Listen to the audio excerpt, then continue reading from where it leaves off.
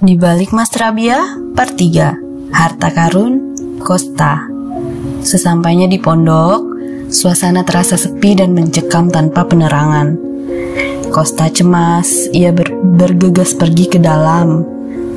Dan para kucing mengeong, tiada henti karena kaget dengan kehadiran Kosta yang tiba-tiba.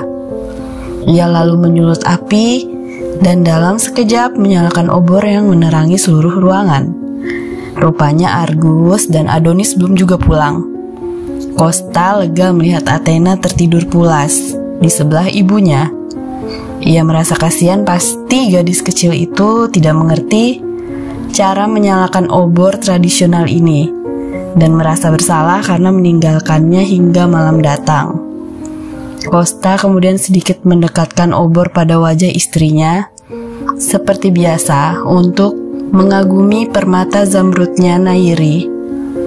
Kosta tersentak kaget karena mata istrinya berubah putih dengan bola mata hijaunya terlihat hanya sedikit. Wajahnya membiru dan tidak ada nafas. Kulitnya sangat dingin. Nayiri bangun. Kosta dengan panik mengguncang tubuh Nayiri hingga membuat Athena terbangun. Sementara di saat yang tepat, Argus dan Adonis baru sampai ke pondok. Melihat pemandangan itu, Argus yang pintar langsung menyuruh Adonis memanggil tabib. Istri Anda sudah meninggal dunia diperkirakan 4 jam yang lalu. Tabib tersebut menyimpulkan hal itu setelah melakukan pengecekan pada titik nadi serta memeriksa tanda-tanda dari tubuh Nayiri. Kosta terlihat sangat terpukul dan air matanya jatuh merasa keputusannya membawa Nayiri ke Yunani adalah keputusan yang buruk. Sesuai namanya yang berarti kebijaksanaan, Athena berusaha menenangkan ayahnya, bahkan ia mengesampingkan penderitaan dan kesedihannya sendiri. Padahal ia tahu ibu kesayangannya kini telah pergi. Kosta ingin memberikan pemakaman yang layak untuk istrinya. Namun di kantongnya hanya ada beberapa koin saja. Argus merasakan keresahan Kosta.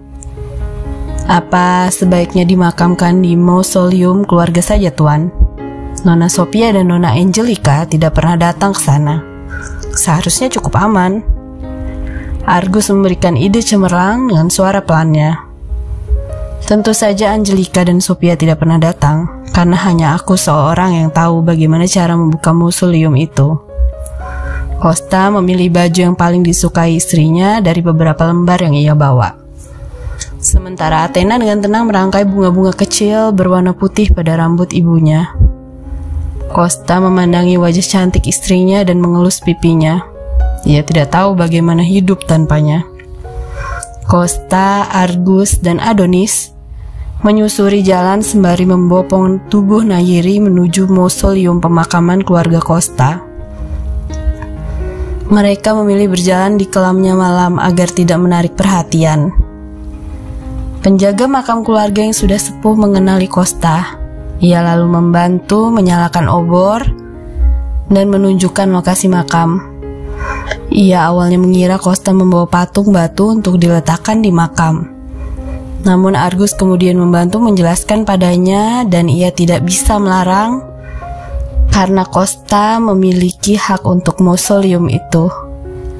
Mereka ingin penjaga merahasiakan dari Sophia dan Angelica dan beliau menuruti perintah Kosta.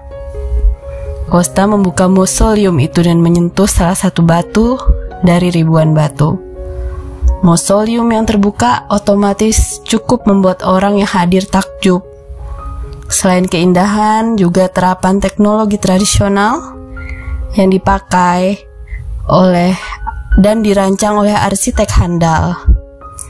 Mereka merancang hanya untuk orang-orang tertentu saja yang dapat mengunjungi makam, sekaligus mencegah penjarahan.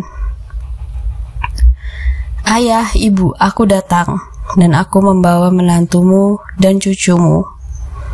Kosta memerintahkan mereka bertiga membuka perisai batu yang menutup makam ibunya. Setelah Costa membuka kunci tersembunyinya, terlihat sebuah peti yang di atasnya dilapisi oleh kaca. Dan ia melihat kerangka dengan rambut yang masih tertata cantik. Costa membuka peti tersebut dengan maksud berdoa dan meminta izin. "Ibu, aku meminta izin agar Nayiri bisa bersamamu, Bu." Costa membelai lembut rambut ibunya.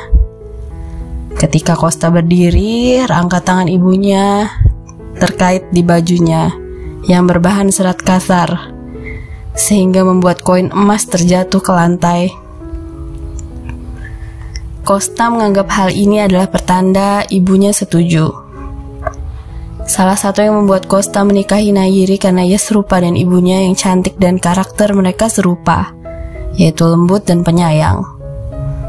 Costa yakin ibunya ingin ia membawa berbagai harta benda yang tertanam bersama ibunya untuk hidupnya yang saat ini sedang suram. Mungkin ibunya tahu bahwa saudari-saudarinya berkhianat padanya dan menjatuhkannya. Costa mengumpulkan berbagai koin emas dan perhiasan dari makam ibunya. Ia melihat kalung emas putih dengan ukiran simbol keluarga. Permata rubi merah terlihat di sela-sela ukiran. Sebuah rubi yang sangat besar, yang sengaja disembunyikan di balik simbol. Costa mengambil dan mengalungkan kalung itu pada Athena.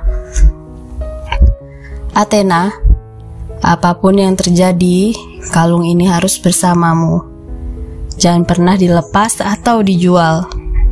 Walau kau dalam keadaan tidak bisa makan, karena hanya kalung ini yang bisa menunjukkan siapa kau sebenarnya."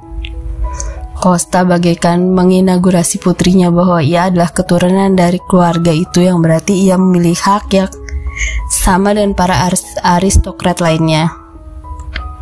Mereka mengangkat peti sang ibu dan memasukkan peti Nayiri terlebih dahulu, lalu menumpuknya lagi dan peti ibu Costa. Ia ingin agar Nayiri bisa tersembunyi dan tidak diganggu. Costa beruntung bahwa penjaga memiliki peti putih cantik yang sama seperti milik ibu Costa. Sebuah peti yang dipesan khusus dengan simbol. Costa senang karena setidaknya ia sudah memakamkan Nayiri dengan sepantasnya. Ia memandang putri satu-satunya itu dan memeluknya erat. Di pagi hari ia segera pamit dengan Argus, Adonis, dan penjaga, serta memberikan mereka emas karena jasa mereka yang sudah membantunya selama di Yunani.